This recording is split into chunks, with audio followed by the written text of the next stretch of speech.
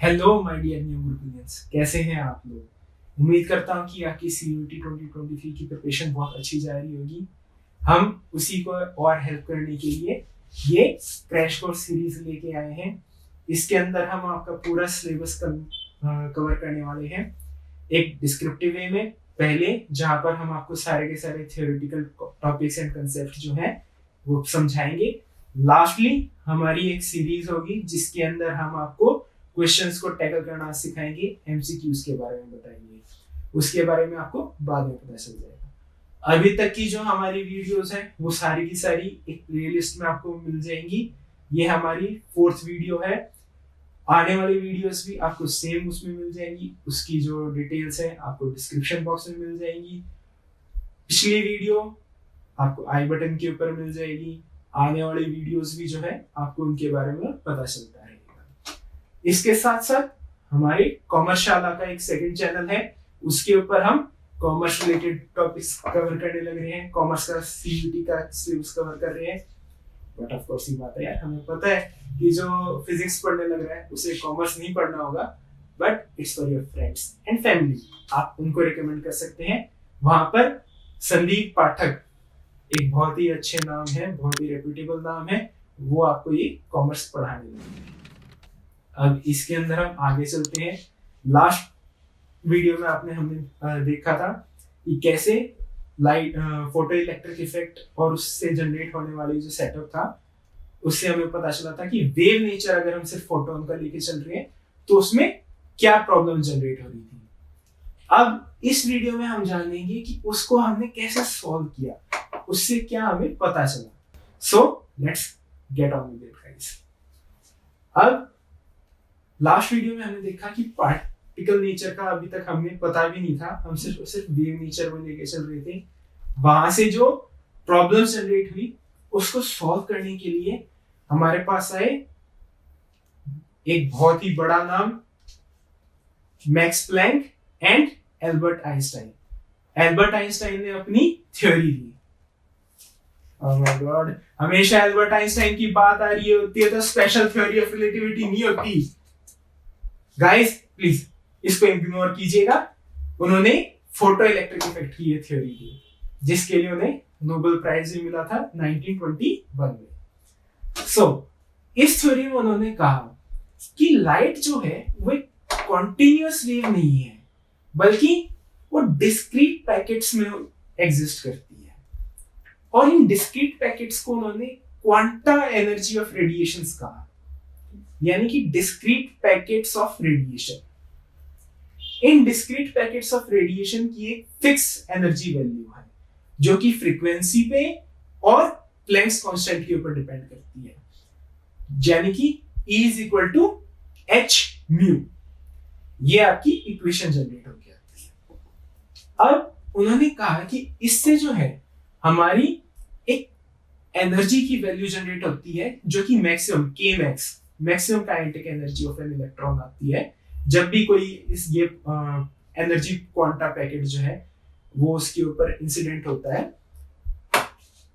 उसकी वैल्यू होती है k max is equal to h mu minus phi naught।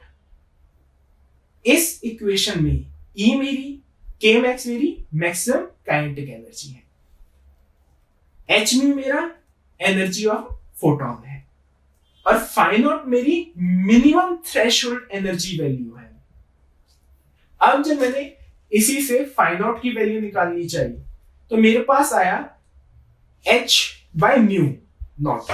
h by mu not मेरी वो मिनिमम फ्रीक्वेंसी की वैल्यू है, यानी कि म्यू नॉट मेरी वो मिनिमम फ्रीक्वेंसी है जो कि मुझे चाहिए, जिसके बिना मेरी एमिशन, इलेक्ट्रॉन एमिशन की बात कर रहा हूं। तो गाइस प्लीज कंफ्यूज मत होना कि मैं फोटॉन्स की बात कर रहा हूं या इलेक्ट्रॉन्स की। एमिशन अभी हम इलेक्ट्रॉन से कर रहे हैं। एमिशन यानी कि मेरी तब तक जनरेट नहीं हो रही है जब तक मेरी फाई नॉट की वैल्यू एक सर्टेन थ्रेशोल्ड फ्रीक्वेंसी से ज्यादा नहीं है।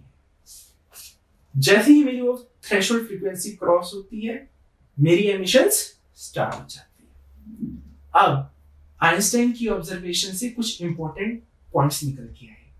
पॉइंट्स क्या निकल के आए कि के मैक्स मेरी फ्रीक्वेंसी पर डिपेंड करती है इंसिडेंट रेडिएशन की। इंसिडेंट रेडिएशन की फ्रीक्वेंसी जितनी ज्यादा होगी उतनी ज्यादा मेरी एमिटेड इलेक्ट्रॉन की एनर्जी होगी, और ये इंटेंसिटी के ऊपर बिल्कुल भी नहीं मैटर करती। जैसा कि हमने लास्ट उसमें देखा था कि अगर हम सिर्फ और सिर्फ वेव थ्योरी लेके चलते हैं तो वेव थ्योरी में हम क्या देखते हैं कि मेरी इलेक्ट्रॉन की एनर्जी इंटेंसिटी के ऊपर डिपेंड करनी चाहिए, और कितनी देर तक वो एनर्जी उसे मिलने लग रही है उसके ऊपर डिपेंड करनी चाहिए।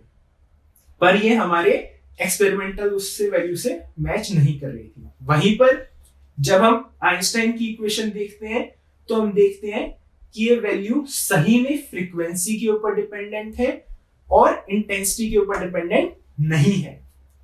सेकंड पॉइंट निकल के आता है कि मेरी जो Kmax की वैल्यू है वो नॉन नेगेटिव है, यानी कि वो नेगेटिव नहीं हो सकती, यानी कि थ्रेशोल्ड फ्रीक्वेंसी जब तक मेरी रीच नहीं होती तब तक मेरी एमिशन स्टार्ट नहीं होती। और इस थ्रेशोल्ड फ्रीक्वेंसी की वैल्यू मैंने अभी आपको एक्सप्लेन किया, वही है। नेक्स्ट मेरा निकल के आता है कि इंटेंसिटी के ऊपर किस तरह से डिपेंडेंट होता है। आइंस्टाइन की इक्वेशन इस चीज को भी हेल्प करती है हमें समझने में। जितने नंबर ऑफ फोटॉन्स मेरे, यानी कि डिस्क्रीट क्वांटा ऑफ एनर्जी, जितने मेरे फोटॉन्स इंसिडेंट हैं उतने ही मेरे नंबर ऑफ इलेक्ट्रॉन्स ज्यादा निकलेंगे। फोटॉन्स आए इलेक्ट्रॉन्स निकले, फोटोन आए इलेक्ट्रॉन निकले। So with the increase in intensity मेरी करंट की वैल्यू इंक्रीज हो रही है। Again this proves this. So ये भी हमारे एक्सपेरिमेंटल वैल्यू से मैच करती है। लास्टली मेरा निकल के आता है कि हमने देखा था कि वेव नेचर में मुझे घंटों तक एनर्जी प्रोवाइड करनी पड़ेगी, घंटों तक मेरी लाइट इंसिडेंट होगी, तब जाके मेरा इलेक्ट्रॉन एमिशन होगा। पर एक्सपेरिमेंटल सेटअप में ऐसा नहीं था। पर आइंस्टाइन क्या कहता है कि क्योंकि डिस्क्रीट पैकेट्स हैं, जैसे ही उन्होंने आके स्ट्राइक किया मेरा इलेक्ट्रॉन एमिट हो जाएगा। So it's instantaneous. This also matches our experimental setup. इससे हमने देखा कि आइंस्टाइन की इक्वेशंस ने, आइंस्टाइन और मैक्स प्लैंक की इक्वेशंस ने हमारी जो भी एक्सपेरिमेंटल सेटअप की वैल्यूज हैं उनको कंप्लीटली मैच किया, और ये प्रूव कर दिया कि ये मेरा डिस्क्रीट क्वांटम्स ऑफ रेडिएशंस है जो कि एग्जिस्ट करते हैं, जिसको बाद में हमने फोटोन कहा। सो इस तरह से हमें पार्टिकल नेचर का पता चला लाइट की। इससे हमें पता चला कि ये लाइट जो है वो वेव की तरह भी एग्जिस्ट करती है और पार्टिकल की तरह भी एग्जिस्ट करती है। It's a dual nature. अब बात ये आती है कि उस टाइम पे लोगों को आइंस्टाइन के साथ बहुत ज्यादा दिक्कत थी, आज के टाइम पे भी है। आज के टाइम पे लोगों को दिक्कत ये है कि आइंस्टाइन की इक्वेशंस जो है उनको स्टडी करनी पड़ती है कॉन्टिन्यूसली, यार उसको देखना पड़ता है। उस टाइम पे लोगों को ये दिक्कत ये थी कि he was not a very proven name, तो उनकी इस इक्वेशंस को, इन एक्सपेरिमेंट्स को, इन वैल्यूज को डिस्प्रूव करने के लिए मिलिकन ने, जी हाँ उन्हीं मिलिकन ने जिन्होंने चार्ज डेंसिटी से जो है हमारा मास निकाला था, सीरीज ऑफ एक्सपेरिमेंट किए। पर जैसे जैसे उन्होंने एक्सपेरिमेंट किए तो उन्हें पता चला कि हाँ यार सही में जो मेरी जो एनर्जी की वैल्यू है वो इस प्लैंक्स कांस्टेंट की इक्विवेलेंट वैल्यू की आ रही है। प्लैंक्स कांस्टेंट की वैल्यू आपको पता ही है 6.626 into 10⁻34 जूल सेकेंड। सो इस तरह से बजाय कि डिस्प्रूव करने के, उन्होंने आइंस्टाइन की जो ऑब्जर्वेशंस थी उनको प्रूव कर दिया। अब जब हमारे पास ये वैल्यूज आ गई, हमें ये सब कुछ पता चल गया, तो अब हम ये जानते हैं कि एक्चुअल में जो ये डिस्क्रीट क्वांटा ऑफ रेडिएशंस है इनको हम क्या कहेंगे, इनकी प्रॉपर्टीज क्या होती है। इस कंटेक्स्ट में हमारे आए गिलबर्ट लुईस। इन्होंने 1926 में टर्म दी फोटोन। आइंस्टाइन ने 1906 में हमें बता दिया कि हाँ भाई डिस्क्रीट क्वांटा ऑफ रेडिएशंस होते हैं, बट उन्होंने कोई नाम नहीं दिया था। गिलबर्ट लुईस आए, उन्होंने इनको फोटोन नाम दिया, जो कि आज की उसमें अभी भी हम यूज करते हैं। अब हम इन पार्टिकल्स के बारे में जानते हैं, राइट। ये गिलबर्ट लुईस ने कॉइन की टर्म फोटॉन्स। फोटॉन से कहना आसान हो जाएगा बजाय कि हर बार quanta of packets, discrete quanta of energy ये कहने में, है ना। सो इन पार्टिकल्स के बारे में जो है जानने की कोशिश की गई। कॉम्पटन ने अपने एक्सपेरिमेंट्स किए, उसमें प्रूव हो गया कि एक्चुअल में ये एग्जिस्ट करते हैं। और एक्चुअल में बात ये कि कॉम्पटन ने जब ये एक्सपेरिमेंट किए उस टाइम तक फोटोन टर्म दी भी नहीं गई थी। उन्होंने 1923 में अपना ये एक्सपेरिमेंट्स कर लिए थे, but that's a different thing. Let's move on. अभी हम इनके फीचर्स देखते हैं।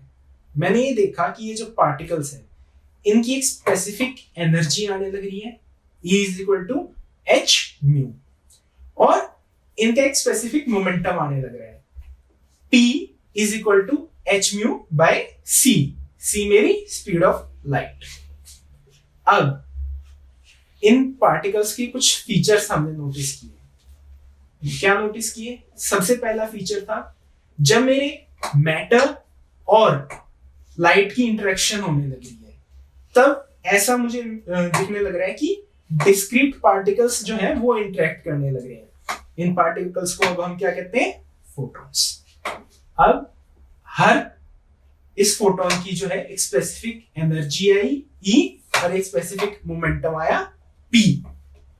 नेक्स्ट, इन फोटॉन्स की जो एनर्जी और मोमेंटम दोनों के दोनों फ्रीक्वेंसी पर डिपेंडेंट है ऑफ इंसिडेंट लाइट। यानी कि जितनी ज्यादा फ्रीक्वेंसी होगी उतनी ज्यादा मेरी एनर्जी होगी और उतना ज्यादा मेरा मोमेंटम होगा। जितनी कम मेरी फ्रीक्वेंसी होगी उतनी कम मेरी एनर्जी होगी और उतना कम मेरा मोमेंटम होगा। अब नेक्स्ट मैंने देखा कि जब मैंने इनको मैग्नेटिक फील्ड्स के थ्रू सब्जेक्ट किया, तो मैंने इलेक्ट्रिक फील्ड्स के थ्रू सब्जेक्ट किया, तो मैंने देखा कि मेरे ये पार्टिकल्स जो हैं वो न्यूट्रल है। वो ना तो इलेक्ट्रिक फील्ड के साथ इंटरेक्ट करते हैं ना वो मैग्नेटिक फील्ड के साथ इंटरेक्ट करते हैं।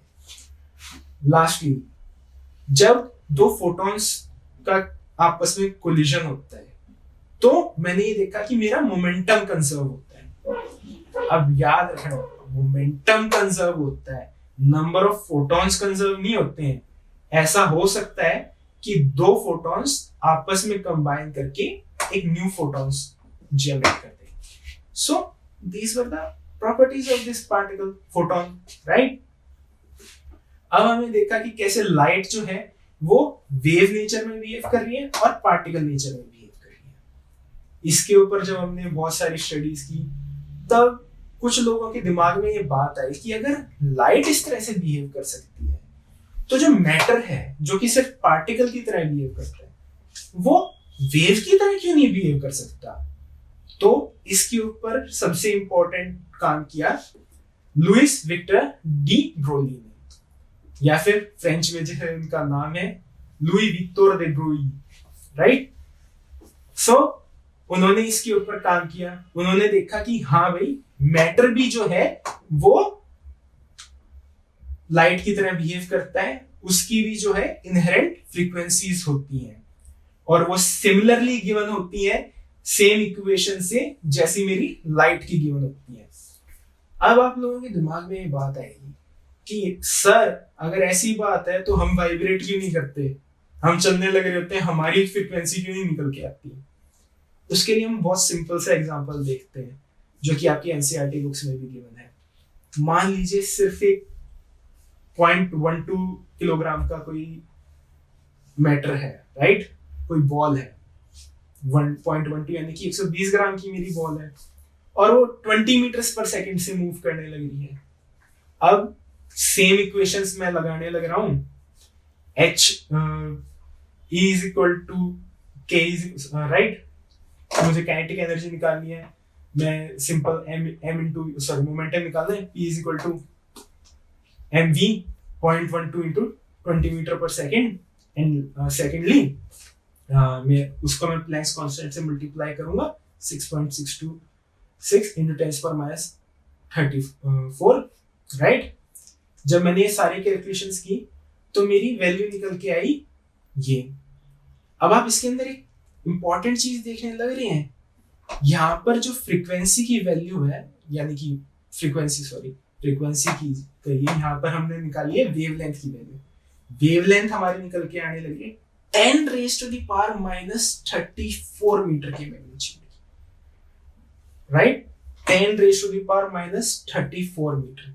सो अगर ऐसा ऑब्जेक्ट वाइब्रेट भी करने लग रहा है, उसकी वेवलेंथ जो है वो इतनी स्मॉल है कि वो इमेजरेबल है, हमें पता भी नहीं चलता। हम चलते हुए, मूव करते हुए जब हमारी जो वेवलेंथ है वो इतनी स्मॉल आती है कि हम उसे इमेजरेबल होती है, हम उसे देख नहीं सकते। सो गाइस, इसके बाद हमने देखा कि इसको जानने के लिए कुछ एक्सपेरिमेंट्स भी किए गए। गर्मर ने एक्सपेरिमेंट किया, उन्होंने सेटअप जनरेट किया। उन्होंने एक निकल के ब्लॉक के ऊपर जो है इलेक्ट्रॉन्स को बाउंस किया और उनका डिफ्रैक्शन पैटर्न नोट किया। तो उसमें उन्होंने देखा कि हाँ, ये चीज प्रूव होने लग रही है, लिटरली में मेरा जो मैटर है वो एक वेव की तरह भी बिहेव करने लग रहा है। उसका कारण ये था कि अगर वो सिर्फ और सिर्फ पार्टिकल की तरह बिहेव करता तो इलेक्ट्रॉन जो रेज है वो सिर्फ और सिर्फ एक सिंगल पॉइंट के ऊपर आती, पर उसकी बजाय मेरी जो है वो एक डिफ्रैक्शन पैटर्न क्रिएट करने लग रही थी, जिससे मुझे पता चला कि हाँ, मैटर भी जो है वो एक वेव की तरह बिहेव कर रहा है। इस तरह से हमने लाइट की और मैटर की दोनों की ड्यूअल नेचर देखी, वेव नेचर, पार्टिकल नेचर। इसके साथ हमारे टॉपिक कंक्लूड होता है। So guys, thanks for watching this. अगर ये वीडियो अच्छी लगी तो अपने फ्रेंड्स के साथ शेयर कीजिए, अपने फैमिली के साथ शेयर कीजिए, इस वीडियो को लाइक कीजिए। कोई टॉपिक के बारे में आप ज्यादा जानना चाहते हैं या फिर कोई और बात है जो आप कहना चाहते हैं, कमेंट्स में मेंशन कीजिए। इस चैनल को सब्सक्राइब कीजिए, बेल बटन को हिट कीजिए, ताकि जब भी हम कोई नई वीडियो डालें आपको उसके बारे में पता चल जाए। And once again, thank you for watching. आपको मिलते हैं नेक्स्ट वीडियो।